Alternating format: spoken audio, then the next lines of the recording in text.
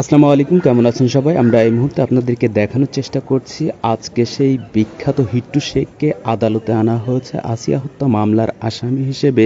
হিট্টু শেখ, তার স্ত্রী, তার 2 সন্তানকে আজকে চিফ জুডিশিয়াল আদালতে আনা হয় এবং এরপরে দায়রা জজ আদালতে নিয়ে যাওয়া হয় শিশু ও নারী নির্যাতন মামলায়।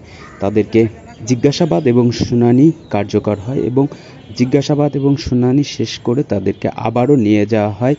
তাদেরকে যে কাভার ভ্যানে করে নিয়ে আসা হয়েছিল সেই কাভার ভ্যানের দিকে নিয়ে যাওয়া হচ্ছে, সেটারই চিত্র আপনাদেরকে দেখানোর চেষ্টা করছি। আমরা মাগুরাবাসী অপেক্ষায় আছি এই শিশু হত্যা মামলার আসামি যারা হয়েছেন তাদেরকে যেন কঠিন থেকে কঠিনতর সাজা দেওয়া হয়। এই অপ্রীতিকর ঘটনা যারা ঘটিয়েছে তাদের যেন কঠিন থেকে কঠিনতর সাজা হয়। আমরা মাগুরাবাসী এবং সারা বাংলাদেশের মানুষ সেই অপেক্ষায় আছি। হিট্টু শেখ এবং তার পরিবার সদস্যদেরকে কড়া নিরাপত্তায় কাভার ভ্যানের দিকে নিয়ে যাওয়া হচ্ছে।